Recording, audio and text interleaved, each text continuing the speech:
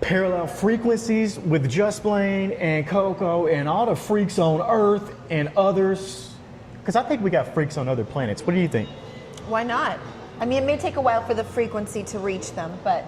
So you think out of all the episodes, they're just now getting the first ones?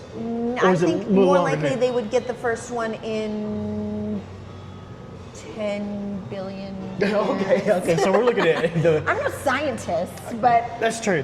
I know that it takes a while. That's true. Not in our solar system. I feel like I could be a scientist right now, because look at you, you're taking the sunglasses off. Yeah, I'm playing the part of the mom, Oh, the tired I see. mom today. Because we got Movie Monday, we got a big one today. So you are dressed the part. I'm That's a teaser for the freaks out there. Didn't even have to try. Just woke up like this. Yeah. This is my. Me too. This is my uniform. Me too. This is what my uniform is. But yeah, I was gonna say I could probably be a scientist because I've watched so much Big Bang Theory lately. Oh yeah. Like I feel like my knowledge is You're going like up. Schrodinger's cat. Totally. I know exactly what we're talking about. Yeah. That's where I learned it. From Sheldon. From Sheldon. Did Yeah. you know how many spin-offs that show's got now? No. There's Young Sheldon.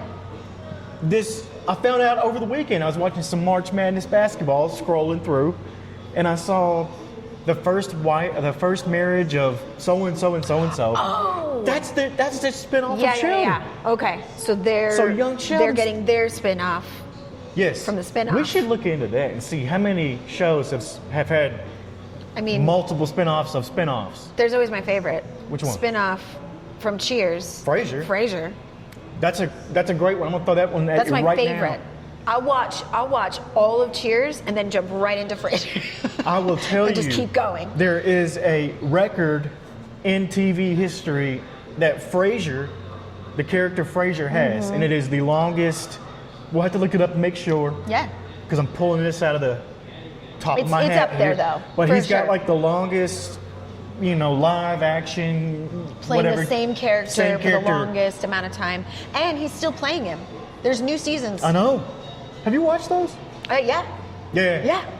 Paramount Plus. Yeah. Look at us. They're not paying us, but maybe we should get some money. What else did you watch over the weekend? See anything good? I didn't catch up on any more of Secret Lives of Mormon Wives. Yeah. Tough.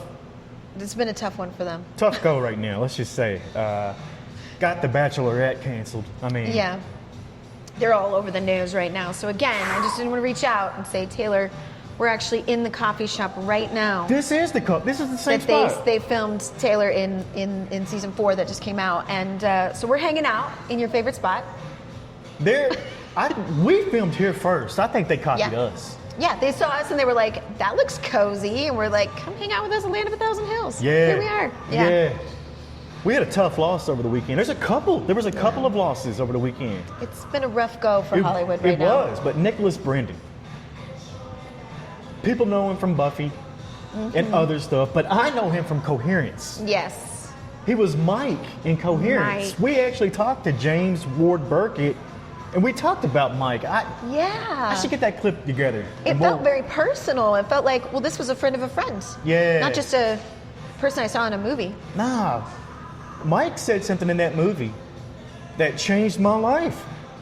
It made me think about stuff, and we talked about that with James Ward Burkett, but it was the moment when Mike was ready to fight the other version of himself, and it made me think. It was like, oh my God, there's no version of me I'd ever want to fight. Like if we talked about parallel. Yeah, didn't he say something like, I have to kill him because I am him? Because I know what he's capable of? Basically, I know what he's capable of. Ooh. And that's wild. But that was a moment in a movie by Nicholas Brendan that really changed how I started thinking about things. So, yeah.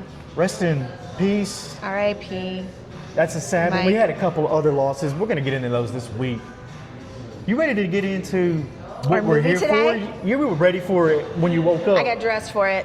And I got to say that the character of this movie, she doesn't have a name. Her name is Mother. Yes. Yeah.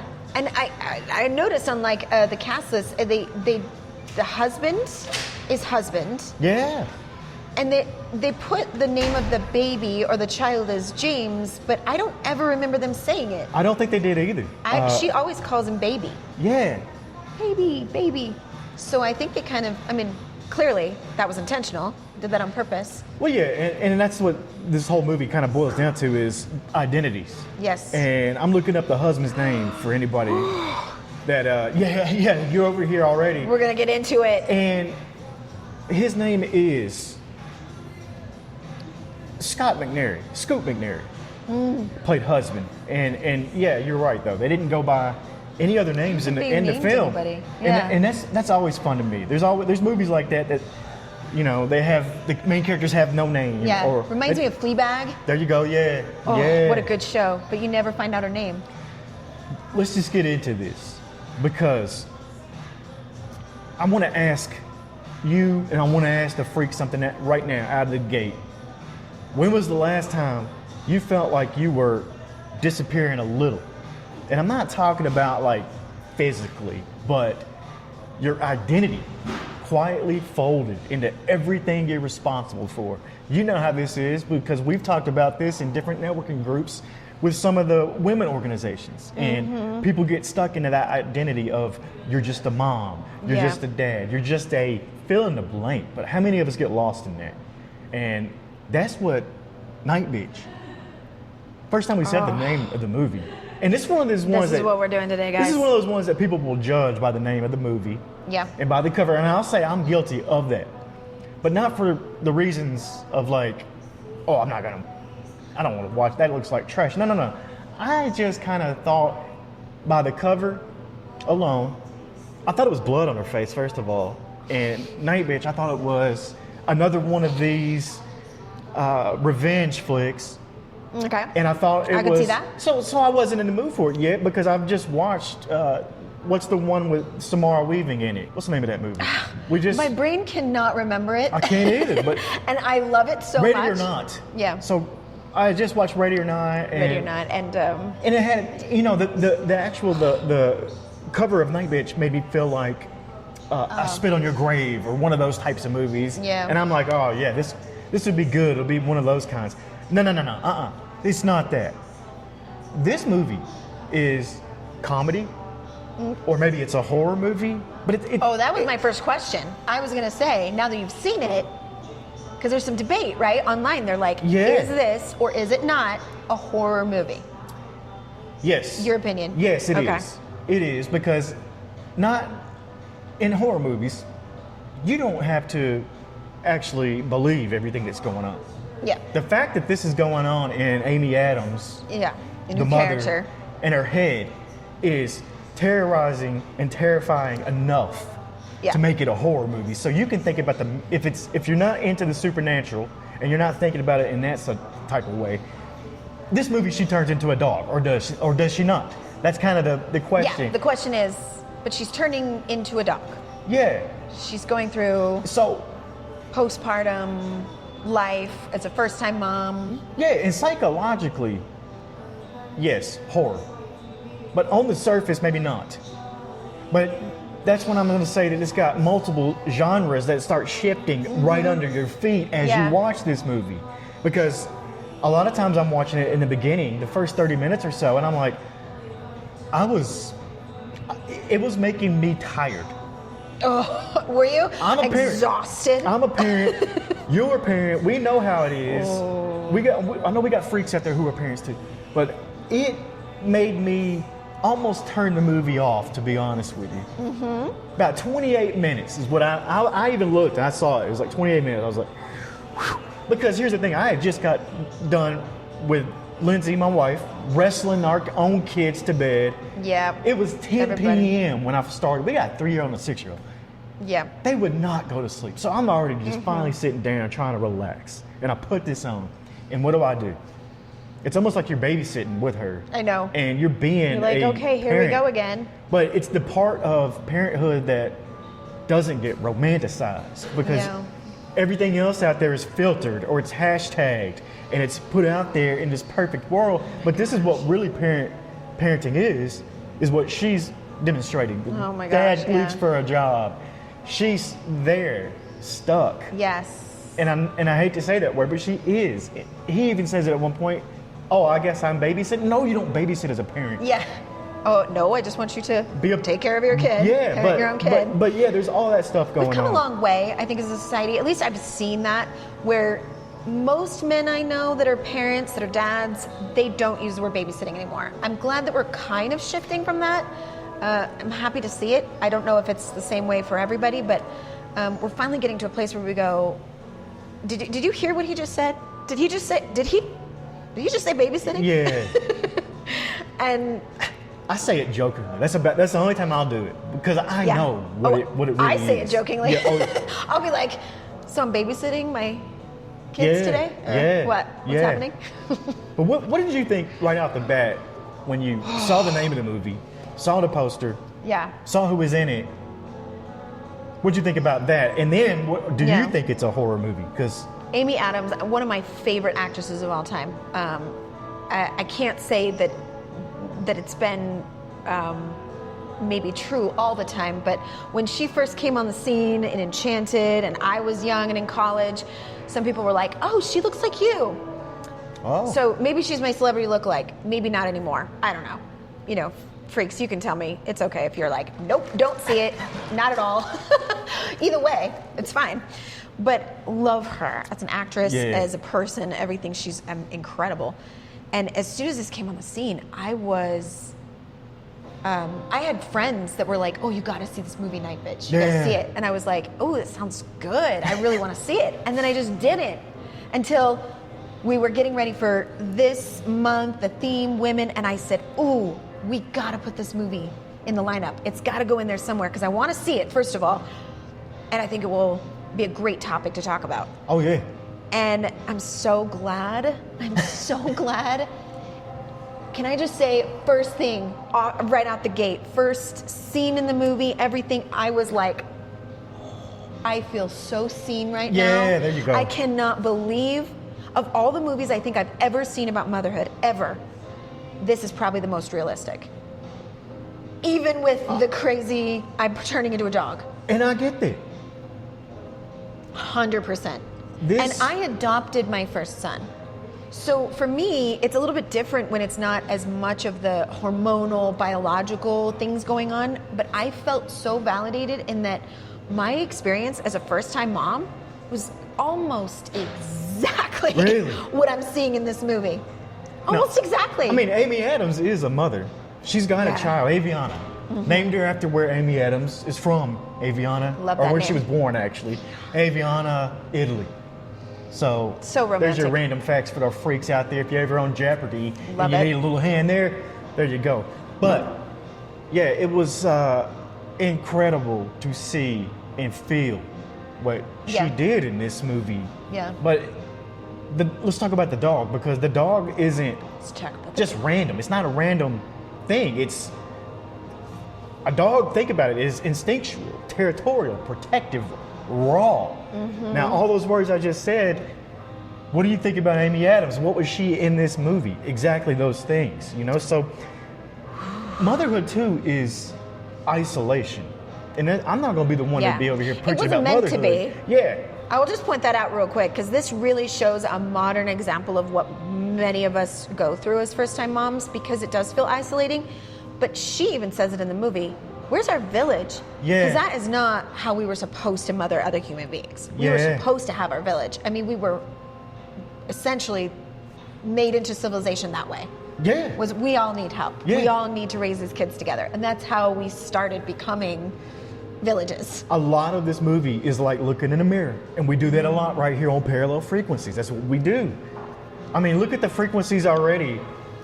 How much different me and her are in our notes. I've got my digital version over here, and you've got the old school, good old-fashioned, handwritten. But that's what we're here for. And she's showing that parenthood is surviving. Yeah. It's not performing. Like, she's not trying to be somebody. She's just trying to get from day to day. If Lindsay, you know what? I know she's not going to see this. She doesn't watch this stuff. But I so wanted to tell her, hey, you need to come watch this movie with me. but I didn't want her poking me the whole time Oh my saying, gosh. doing this. And I guarantee that's what would Please happen. do. Please see it with your husbands. Please. I'm telling you, every parent needs to see this, men and women. Everybody who wants to be a parent. Everybody who thinks they might want to have kids. Anybody who doesn't want to have kids but wants to see what is that really like. I'm telling you, everybody should see this movie. Yeah. See us. That's what we want. Mothers who've been through this experience, we want to be seen. And she says it so many times. I want to be significant. I want to be appreciated. I want you to see what I do. Yeah. And this movie did that. I mean, it was so real and so validating. I was watching with my husband. Who does the husband in this remind you of most? Think about it. Out of what? Physically, he looks just like my husband. Oh yeah, he does. Man, he looks like him. I was thinking it. And so if I look like Amy Adams and he looks like the husband in this movie, I was like, oh my gosh, babe, This is it's a us. movie on you. Oh my. How did they get into This our was life? like looking in the mirror for you guys. The everything about it, I was like, okay. Now, I say that while also saying that the husband in the movie and my husband, they're doing their best. They are actually great men who want so much to do the right thing. They just don't know what that is. Yes. And there is kind of a several year period of figuring that kind of stuff out. I remember one of our first fights after my oldest was born was my husband was sick one day, so he was sick home from work. And I was like getting a bottle ready, and my son was crying upstairs. He just got up from a nap, and I was telling my husband, like, hey, can you get him out of the crib? I'm making his bottle. And he's like, I'm sick. I'm sleeping. And I was like, the hell you are. Yeah. But I went, hey, what would have happened if I had been sick today? You'd still be at work. Yep. I'd still take care of the baby all day. There is no such thing as a sick day for me. Why do you get to have one? It doesn't make any sense. And if you do get to have one, are you taking work off the next time I'm sick? Like, Exactly. where's the equity in that? And so that felt like this whole movie in discovering, like, she says at the point where she's asking for a separation for her own mental health, she says to him, if I had sat us down before all this and could say to us, I would have come up with a plan that was more equitable. Yeah. And that's maybe why everyone needs to watch this movie. Yeah. Let's find that balance. Let's find that place where everybody is in it together. And no one person has to lose their identity completely Absolutely. to be a parent. Scoot McNairy playing the father, Yep. the husband, did a very good job. Yes, he he did. is trying, and I will. So lovable and so idiot. Yeah, but that it was not for all men, Just but it was a moments. great representation for what we do go through, because I felt all of his emotions when he finally got his monologue in it and got to kind of, let's just say, vent or go Yeah. off. I felt all that, and I have been there before. We don't know what to do or say. Sometimes you do have to tell us idiots what to do, and guess Yeah. what? When you do, guess what happens when you do? We do it. Yeah. And there's none of this. It's just Yeah. like, oh, cool, all right, now I know. You know. But she's So- pointing out, and I wondered how you felt about this watching it from your perspective. Now that you saw all of that from her side, what this was like for her, when he came home and said what he said. Oh yeah, no, I knew. Did you see it from her side and go, did he just say that, really? Absolutely, I did. Which is why I And- think this movie is so powerful, because I feel like, yeah, I can see from his perspective how he feels. I can see it. And Yeah. also, no. Also, you're wrong. I totally see it, and there were some things that he said that I was like, ooh, Nah, you bro. Yeah, No, I dude. don't care. Like, I don't care if you were on a work trip and you went away Yeah. and came home. You better say, hey, babe, go take a long bath and Yeah. a nap or And whatever I you won't want. need you every 5 seconds to help me with Exactly. the baby and to help me, with the things you do all the time when I'm all the away. time. Yeah. That's because he should know. When Yeah. you have a baby, there's no rule book they hand you. There's No. there's none of that. So Yeah. you have to be a parent. Yeah.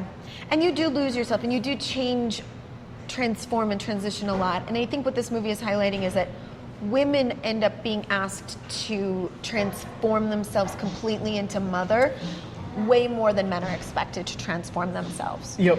And so this is so crazy that we watched this movie before we did, when we talked about Showgirl on Friday. Yeah. And I mentioned that movie, or the book, Mother Artist, because I was talking about how that book is about how there's no famous artists, well-known artists that we know of, that are mothers. There's so few of them. If you walk around galleries, you're looking at men artists mostly, some women artists, but they're not mothers. And that's because when you're a mother, when do you do your art? You don't have time. All of a sudden, you're not an artist. And this movie absolutely hit the nail on the head. She was, that conversation she had when she sat down and they were at the museum, and she says to her husband, I think what I'm doing wrong here is I was thinking of myself still as an artist. And I need to I'm a mother, and that's it, and I'm focusing on that. And maybe I just focus on being the best mother I can be, and maybe that will make me happy. I looked at my husband and I said, oh my gosh, I've had that exact conversation with you. We've had those moments where I'm like, maybe if I just stop trying to be anything else, I'll be happy because I'll be a mother and that's it, and I'm raising kids and that's my whole life.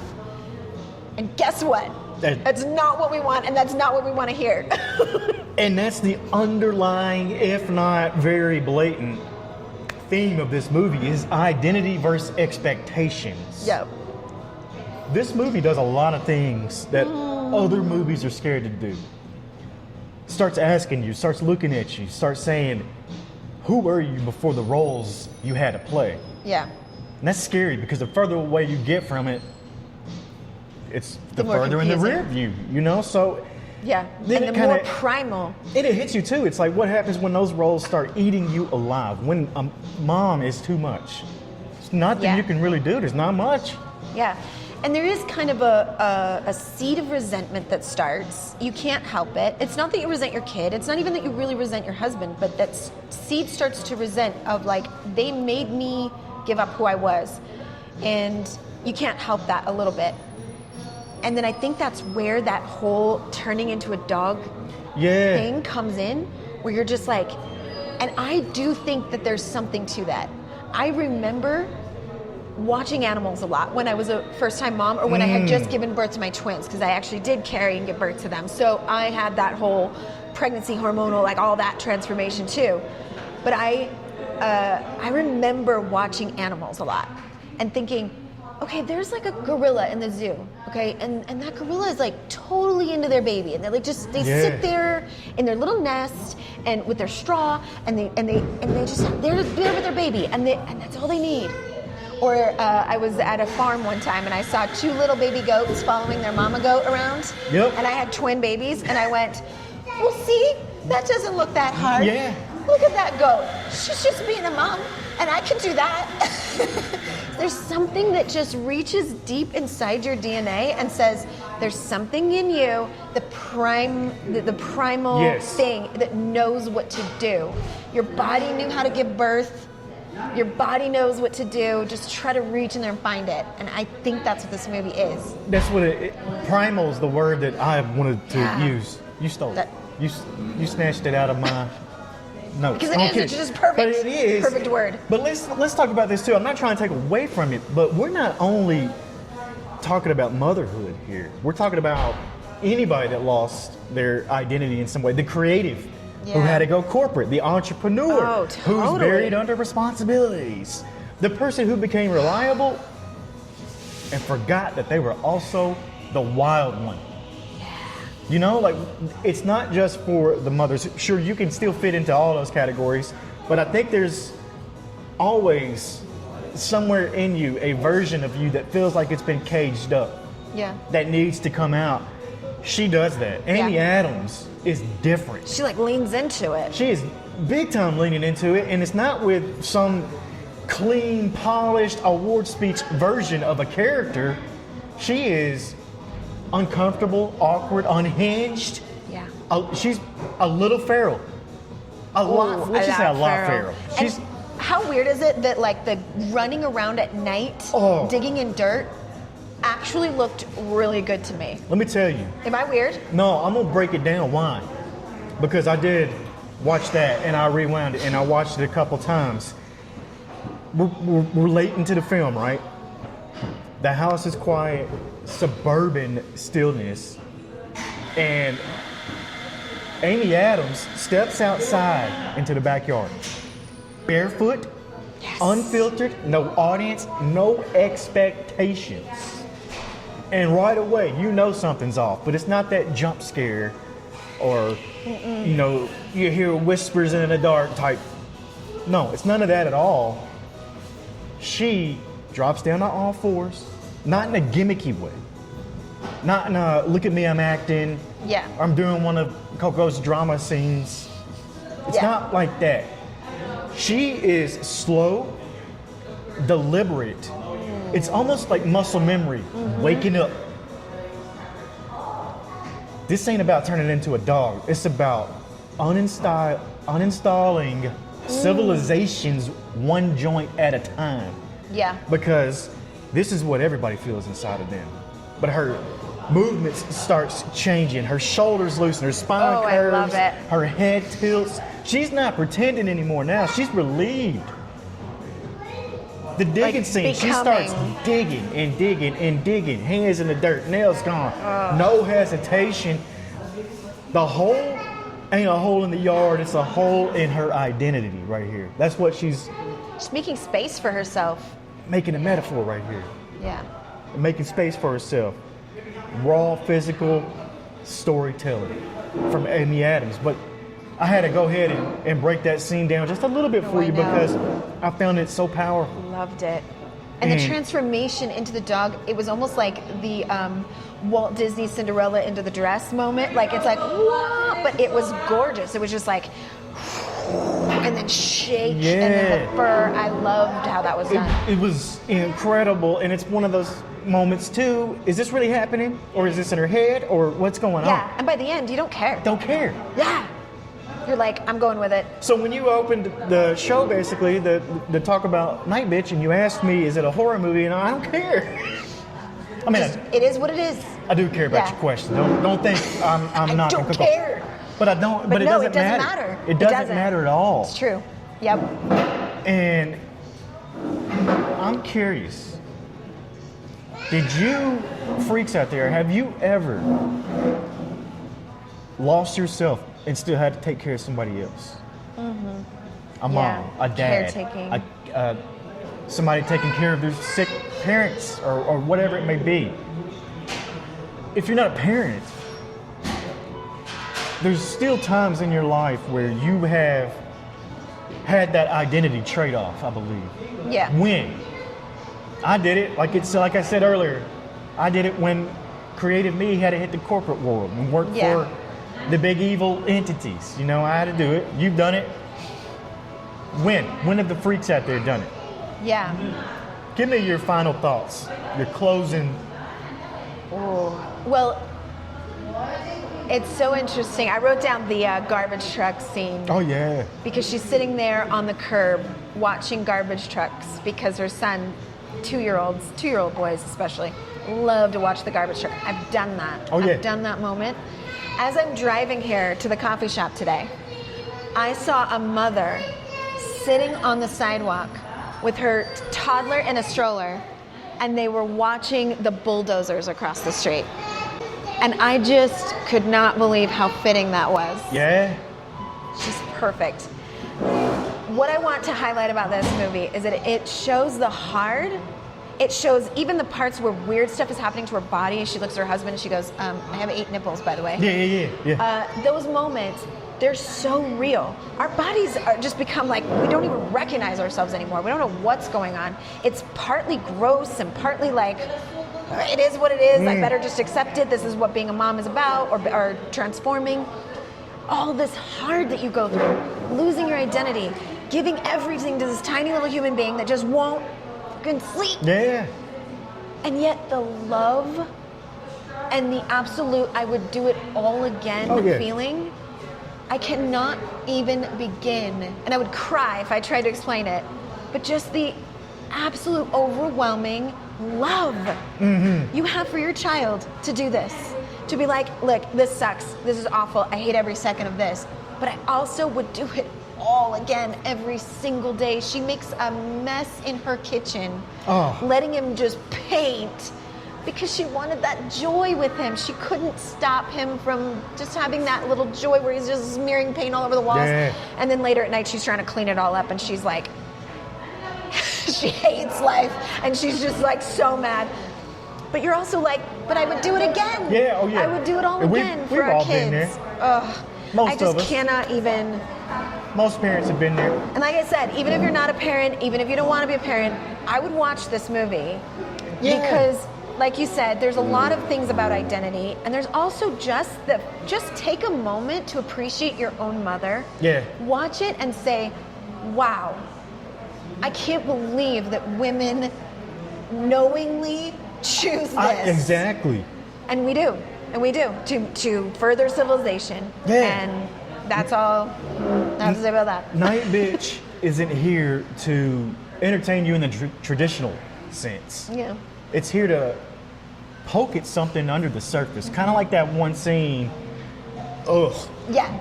Yeah. That's the horror scene right That's there. the horror scene. I was watching This it through. movie went for 28 minutes and then turned into a body horror movie. I meant to say that. That yeah, was the and big as gross genre as that shift. was, I think every woman out there who's ever gone through perimenopause, pregnancy, postpartum, all the things, you kind of look at it and go, I kind of get it. Yeah. There's just weird stuff. There's weird bumps, weird colored, things become different colors. It's just a whole mess. Coco's right though. Everybody out there should watch this movie, and whether you love it, hate it, or feel personally attacked by it, maybe that's what was going on with me and why I can't let my wife watch it because she'll be poking me. Yeah.